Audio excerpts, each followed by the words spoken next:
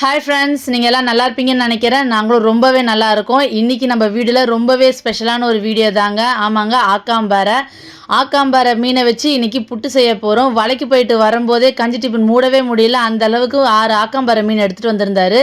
இன்றைக்கி ஆக்காம்பாறை மீனை புட்டு வைக்கணும் அப்படின்ற ஒரு முடிவோடு தான் எடுத்துகிட்டு வந்திருந்தாரு. ஆனால் அவர் வீட்டுக்கு வரத்துக்கு முன்னாடியே குழம்புக்கு தேவையான மீன் வீட்டுக்கு வந்துருச்சு. முன்னாடி வந்த போட்டுக்காரங்களே வந்து மீனை கொண்டு வந்து கொடுத்துட்டு போனாங்க.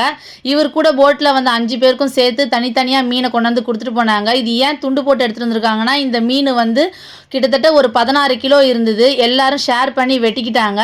அதனால் ஆள் கொஞ்சம் கொஞ்சம் மீனை அவங்களே பிரித்து கொண்டு வந்து கொடுத்துட்டாங்க.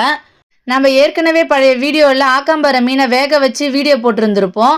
ஆனால் அப்போவே நிறைய பேர் கேட்டிருந்தீங்க, இந்த மீனை ஏன் நீங்கள் சரியாக க்ளீன் பண்ணவே இல்லை அப்படின்னு. அது க்ளீன் பண்ணாமலாம் இல்லைங்க. இந்த மீனோட தோல் வந்து ரொம்ப ஹார்டாக இருக்கும். மற்ற மீனில் இருக்கிற மாதிரி செதிலெல்லாம் இதில் எடுக்க முடியாது. இதை முழுசாக அப்படியே வச்சுட்டு வேக வச்சுட்டு தான் தோலை ஈஸியாக உரிச்சு எடுத்துடலாம். வேக வச்சுட்டதுக்கப்புறம் இதில் இருக்கிற வேலை ரொம்ப ரொம்ப கம்மி. இப்போ நான் அந்த சைடில் இருக்கிற துடுப்பு மாதிரி இருக்கும் பார்த்தீங்களா, அந்த பகுதியை மட்டும் வெட்டி எடுத்துக்கிறேன். ஏன்னா அங்கே கொஞ்சம் முள் ஹார்டாக இருக்கும். வேற எதையும் இந்த மீனில் எடுக்கணுன்ட்டு அவசியம் கிடையாது. இந்த மீனை வந்து பொதுவாக அதிகமாக வந்து சுட்டு சாப்பிடுவாங்க, வேக வச்சு சாப்பிடுவாங்க, இந்த மாதிரி புட்டு செஞ்சு சாப்பிடுவாங்க. குழம்பு வைக்கிறது வறுக்கிறதுலாம் கொஞ்சம் ரேரான விஷயந்தான். இந்த ஒரு மீனை மட்டும் நான் வெட்டி காட்டுறேன் பாருங்க, குடல் பகுதி எப்படி இருக்குன்னு. ரொம்ப கொஞ்சமாக தான் இருக்கும் குடல் பகுதி. உங்களுக்கு வேணும்னா அது 2ஆக வெட்டி அந்த குடலை எடுத்துட்டும் நீங்கள் வேக வைக்கலாம். அதே மாதிரி நான் வேக வச்சுட்டு தலைப்பகுதி எங்கள் வீட்டில் சும்மாவே சாப்பிடுவாங்கன்றதுக்காக தலையும் சேர்த்து வேக வைக்கிறேன். நீங்கள் அப்படி சாப்பிட மாட்டோம், தலைப்பகுதியில் எனக்கு சாப்பிட தெரியாது அப்படின்னா தலையை மட்டும் துண்டாக வெட்டி எடுத்துருங்க. நான் ஏன் தலைப்பகுதியை வெட்டி எடுத்துருங்கன்னு சொல்கிறேன்னா, தலைப்பகுதியை வந்து புட்டில் போட மாட்டோம். இது வந்து வேக வச்சதுக்கப்புறமா எங்கள் வீட்டில் இருக்கிறவங்க சும்மாவே அதை சாப்பிட்ருவாங்க. உங்கள் யாருக்கும் அப்படி சாப்பிட விருப்பம் இருக்காதுன்னா தயவுசெய்து நீங்கள் தலையை வெட்டி தனியாக எடுத்து போட்டுட்டு அதுக்கப்புறமா வேக வைங்க. இந்த மீனை பாருங்கள் எவ்வளோ ஃப்ரெஷ்ஷாக இருக்குன்னு. ஏன்னா இந்த மீன் இப்போ தான் பிடிச்சாங்க. அவ்வளோ ஃப்ரெஷ்ஷாக இருக்குங்க மீன், புது மீன். பார்க்கவே ரொம்ப சூப்பராக இருக்குது. இப்போ இந்த மீனில் வந்து இந்த சைடில் இருக்க துடுப்பு பகுதியும் அதுக்கப்புறம் வால் பகுதி இதை மட்டும்தான் நான் வெட்டி எடுக்க போகிறேன். மற்றதெல்லாம் அப்படியே முழுசாக தான் போட போகிறேன். பாருங்கள், அவ்வளோதான், மீனை க்ளீன் பண்ணியாச்சு. இந்த மீனை 2 விதமாக வேக வைக்கலாம். ஒன்று வந்து கொஞ்சமாக தண்ணி போட்டு மஞ்சத்தூள் உப்பு போட்டு வேக வச்சு எடுக்கலாம். அப்படி இல்லைன்னா இட்லி பாத்திரத்தில் போட்டு வேக வைக்கலாம். நான் உங்களுக்கு சும்மா காமிக்கிறதுக்காக தான் இதோ இந்த மாதிரி வேக வைக்கலாம். இன்னொன்று என்னென்னா, நான் இன்றைக்கி வந்து இந்த மாதிரி வேக வைக்க போகிறது கிடையாது. இட்லி பாத்திரத்தில் வச்சு அவிச்சு எடுத்துக்க போகிறேன். அதுதான் இன்னும் உடம்புக்கு ரொம்ப நல்லது. ரொம்ப முக்கியமான விஷயம் என்னென்னா, இந்த மீன் புட்டு செய்கிறதுக்கு ரொம்ப நேரம் ஆகவே ஆகாது. ஒரு 10லேருந்து 15 நிமிஷம் தாங்க. கரெக்டாக நான் இந்த மீன் வேக வைக்கிறதுக்கு 15 நிமிஷம் தான் ஆச்சு. அதுக்குள்ளே சூப்பராக வெந்துருச்சு. இது எப்படி வெந்துருச்சுன்னு தெரியணும்னா, இதை பாருங்கள், இந்த மாதிரி தோலெல்லாம் தனியாக பிரிஞ்சு வந்துடும். இப்போ பாருங்கள், என் விரலை வச்சு லைட்டாக தான் இதை தள்ளுறேன். உடனே அந்த தோல் அப்படியே ஃப்ரீயாக வந்துடுது பாருங்கள். இதுதான் வெந்துருச்சுன்றதுக்கு அர்த்தம். இப்போ நான் எடுத்து வச்சுட்டு கொஞ்சம் ஆற விட்டுட்டு எடுக்கிறேன். அதுக்குன்னு ரொம்ப ஆற விட்டுறாதீங்க, காஞ்சி போன மாதிரி ஆகிடும். கொஞ்சம் இளம் சூட்டு இருக்கும் போதே எடுத்துருங்க. பாருங்கள், தோல் எவ்வளோ சூப்பராக ஈஸியாக வந்துடுதுன்னு. இந்த மீனில் ஒரு ஸ்பெஷல் என்னென்னா, இந்த மீனுக்குள்ளே அவ்வளோவா முள் இருக்காது. ஆனால் இந்த ஹார்டாக இருக்குது பார்த்தீங்களா இந்த தோல் முழுக்கவும் முள்ளாதாங்க இருக்கும். நீங்கள் நல்லா பார்த்தீங்கன்னா விரலை வச்சு அழுத்தி அதை பிச்சு பார்த்தீங்கன்னா உங்களுக்கு தெரியும், குட்டி குட்டி குட்டி முள்ளாக இருக்கும். ஆனால் இந்த மீனுக்குள்ளே முள்ளே இருக்காது. நடுவில் இருக்குது பார்த்தீங்களா பெரிய முள், அது மட்டும்தான் இருக்கும். பாருங்கள், இப்போ நான் குடல் பகுதிக்கிட்ட போகவே இல்லை. அதனால தான் நான் அதை எடுக்கலை. அதுவும் இல்லாமல் குடல் பகுதியில் செனை இருக்கும். அதுக்கப்புறம் தலைப்பகுதியும் நாங்கள் சாப்பிடுவோன்றதுக்காக தான் நான் முழுசாக போட்டிருக்கேன். மறுபடியும் சொல்கிறேன், உங்களுக்கு விருப்பம் இல்லைன்னா அதை வெட்டிட்டு குடலையும் அதையும் தலையும் எடுத்துட்டு நீங்கள் வேக வச்சு சமைச்சிக்கோங்க.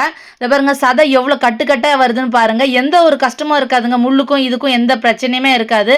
நம்ம உரிச்சோன்னா அது பாட்டுக்கு தனியாக அந்த சதை மட்டுமே தனியாக வந்துடும். இந்த மீன் எங்கள் ஊரில் தாங்க ஆக்காம்பாறைன்னு சொல்கிறோம். மற்ற ஊரில் அதிகமாக இதை வந்து கட்டா மீனுன்னு சொல்கிறாங்க.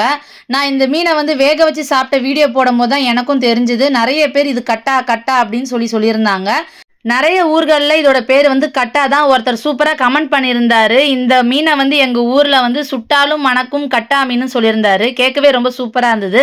இதுதாங்க நம்மளுக்கு குழம்பு கொடுத்துருந்த பங்கு மீன். நான் எடுத்து கழுவியாச்சு. இது பாறை மீன். பார்க்க பாருங்கள் எவ்வளோ சூப்பராக ஃப்ரெஷ்ஷாக இருக்குன்னு. இது கிட்டத்தட்ட ஒரு 15லேருந்து 16 கிலோ இருந்த மீனுங்க. அதை வெட்டி தான் நம்மளோட ஷேர் இதை கொடுத்துருக்காங்க. இன்றைக்கி நான் இதை குழம்பு தான் வைக்க போகிறேன். எனக்கு எப்பவுமே இந்த மாதிரி மீனை வெட்டியே எடுத்துகிட்டு வந்தாங்கன்னா ரொம்ப சந்தோஷமாக இருக்கும். காரணம் என்னென்னா, ஒன்று வந்து நம்ம மீன் வெட்ட வேண்டிய வேலை இருக்காது. இன்னொன்று வெட்டி எடுத்துகிட்டு வந்தாலே அது பெரிய சைஸ் மீனாக இருக்கும். அப்போ குழம்பு செஞ்சு சாப்பிடும்போது சும்மா சூப்பராக இருக்கும்.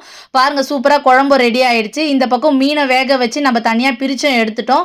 இது ரொம்ப ரொம்ப ஈஸியான வேலைங்க மீன் புட்டு செய்கிறது. யாருமே வந்து ஐயோ மீன் புட்டா ரொம்ப சிரமம் அப்படின்னு நினைக்க வேண்டாம். இதுக்கு தேவையானதெல்லாம் நான் ஒரு 4 வெங்காயம் பெரிய வெங்காயமாக வெட்டி வச்சுருக்கேன் குட்டி குட்டியாக. கருவேப்பிலை, கொத்தமல்லி, தட்டி வச்ச பூண்டு, அதுக்கப்புறமா பச்சை மிளகாய் இது மட்டும்தான். இப்போ நான் மீனை நல்லா பிசைஞ்சிக்க போகிறேன். இது பிசையவும் ரொம்பவே ஈஸியாக தாங்க இருக்கும். பாருங்கள், ஈஸியாக இது நல்லா பிணைஞ்சு வச்சாச்சு. இப்போ இந்த மீன் கூடவே நம்ம எல்லாத்தையுமே சேர்த்துடலாம். இப்போ இந்த மீன் கூடவே நறுக்கி வச்ச வெங்காயம், தட்டி வச்ச பூண்டு, அப்புறம் பச்சை மிளகாய், கருவேப்பிலை இது எல்லாமே உங்கள் தேவைக்கு ஏற்ற மாதிரி நீங்கள் சேர்த்துக்கோங்க. வெங்காயம் நிறையவே இருக்கணும். கிட்டத்தட்ட வடை போடுற மாதிரி தாங்க. வெங்காயம், தட்டி வச்ச பூண்டு, அப்புறம் கருவேப்பிலை, பச்சை மிளகாய், கொஞ்சமாக கொத்தமல்லி. உங்களுக்கு வேணும் அப்படின்னா இஞ்சியும் பூண்டையும் கூட அரைச்சி பேஸ்ட்டாக சேர்த்துக்கலாம். நான் அப்படி சேர்க்க மாட்டேன். எனக்கு பூண்டு மட்டும்தான் சேர்த்தா பிடிக்கும். எனக்கு இஞ்சி சேர்த்தா அது என்னமோ கறி ஃப்ளேவர் மாதிரி ஆகிடும். பாருங்கள், இப்போ இது கூடவே உப்பு மஞ்சள் பொடி போட்டு நல்லா பிணைஞ்சு எடுத்துக்கலாம். இதில் தண்ணி கொஞ்சம் கூட சேர்க்கக்கூடாது. ஏன்னா இது ட்ரையாக இருந்தால் தான் சீக்கிரமாக ரெடி ஆகும். தண்ணி இல்லாத அளவுக்கு பார்த்துக்கோங்க. இப்போ இதுக்கு தேவையான அளவு கொஞ்சமாக எண்ணெய் சேர்த்துக்கலாம். எண்ணெய் சேர்த்துட்டு ஸ்ட்ரெயிட்டாக இப்போ நம்ம பிணைஞ்சி வச்சுருக்க மீன் புட்டை அதில் சேர்த்துக்க வேண்டியது தான். இது ரொம்ப ரொம்ப ஈஸிங்க. மீன் புட்டுனாலே ரொம்ப கஷ்டம் அப்படிலாம் நினைக்காதீங்க. ரொம்ப ரொம்ப ஈஸி, அவ்வளோதான். இப்போ இதை போட்டு கொஞ்ச நேரம் கிண்ணா போதும். ஆனால் ட்ரெடிஷ்னலான பழைய காலத்தில் செய்கிற மீன் புட்டுனா ரொம்ப ப்ரௌன் ஆக்கி செவக்க வச்சு நல்லா உதிரியாக கையிலேருந்து இப்படி கொட்டோன்னா மண் மாதிரி கொட்டும். அந்த மாதிரி கொட்டணும். எங்களுக்கு இந்த ஸ்டேஜில் இருந்தால் தான் ரொம்ப பிடிக்கும். இப்போ லாஸ்ட்டாக பெப்பரும் கொத்தமல்லியும் தூவி நல்லா பெரட்டி எடுத்துக்கலாம். எங்களுக்கு இப்படி இருந்ததால் தான் பிடிக்குன்றதால நாங்கள் இப்படி இறக்கிக்கிட்டோம். உங்களுக்கு எப்படி வேணுமோ அந்த மாதிரி செஞ்சுக்கோங்க. அவ்வளோதாங்க, சூப்பரான மீன் புட்டு ரெடி ஆயிடுச்சு. இங்கே பாருங்கள், எங்கள் ஆளை எல்லாரும் சாப்பாடுக்கு தான் சைடிஷ் சாப்பிடுவாங்க. ஆனால் எங்கள் வீட்டுக்காரர் சைடிஷுக்காக சாப்பாடு சாப்பிட்றாரு. ஏன்னா மீன் புட்டு தான் அதிகமாக இருக்குது. அவருக்கு ரொம்ப பிடிச்சிருந்தது. உண்மையிலே சூப்பராக இருந்தது மீன் புட்டு. ஆக்காம்பாறை மீன் புட்டு நீங்களும் செஞ்சு பாருங்கள், எப்படி இருக்குன்னு சொல்லுங்கள். அப்புறம் என்னங்க, பாறை மீன் குழம்பு, ஆக்காம்பாறை மீன் புட்டு, மனுஷன் சும்மா ஜம்முன்னு சாப்பிட்றாரு பாருங்கள். இன்றைக்கி தொழில் பண்ணதில் வாய்க்கு ருசியாக நல்லா சாப்பிட்டோம், அவ்வளோதான். இன்றைக்கி இதை பார்த்தீங்களா, இந்த போட்டு வருது பார்த்தீங்களா, இவங்க கூட சேர்ந்து இன்னும் ஒரு 5-6 போட்டு தொழில் பண்ணியிருந்தாங்க. அவங்களுக்கு எல்லாருக்கும் கிடச்சிது மொத்தம் இந்த கொஞ்சம் ஆக்காம்பாறை மீன் தான்.